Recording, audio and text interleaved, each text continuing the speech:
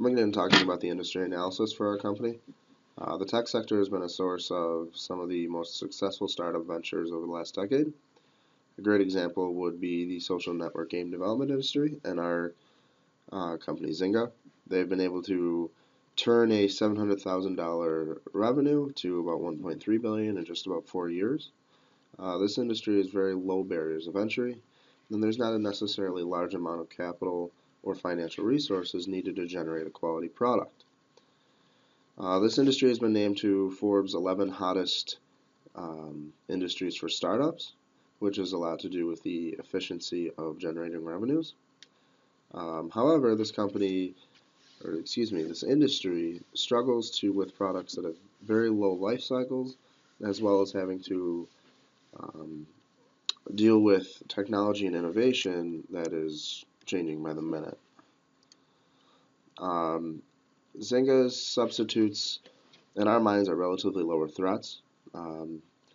We came up with gaming consoles such as Microsoft's Xbox, Sony's PlayStation, and PC gaming, or computer gaming.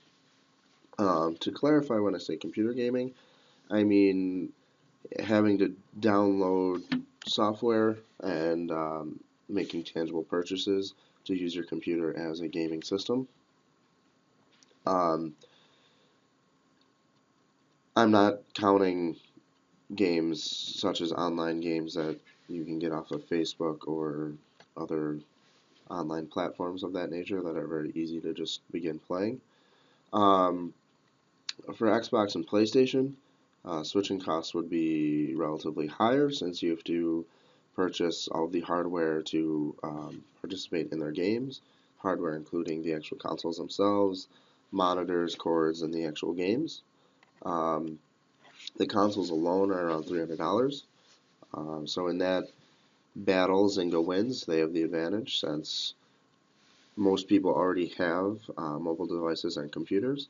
So the free download and ability to play puts them in the advantage.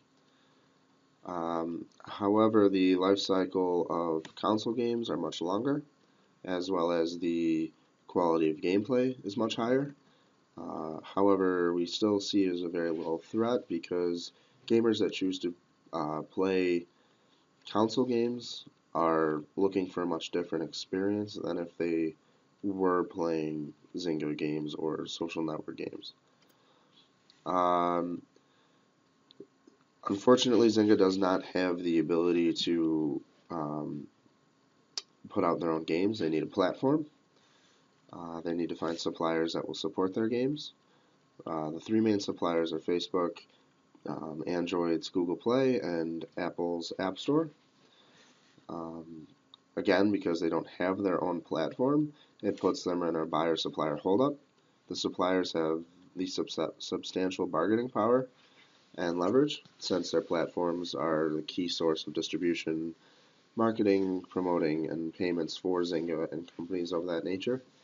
The platforms don't need Zynga to survive. However, Zynga needs the platforms to survive. In this industry supply chain, there are the companies that have the platform and can support the games. Then there's the companies that generate the games.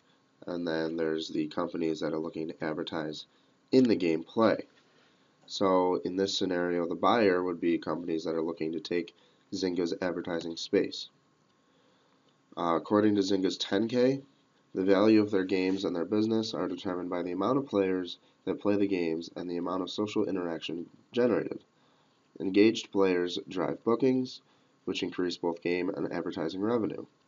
Zynga's main focus is on bookings, daily active users, and average bookings per user. So in this case, Zynga compiles a inventory of advertisements and offers from companies that are looking to take advantage of Zynga's advertising space. They are just hoping that Zynga chooses to use those advertisements in their games.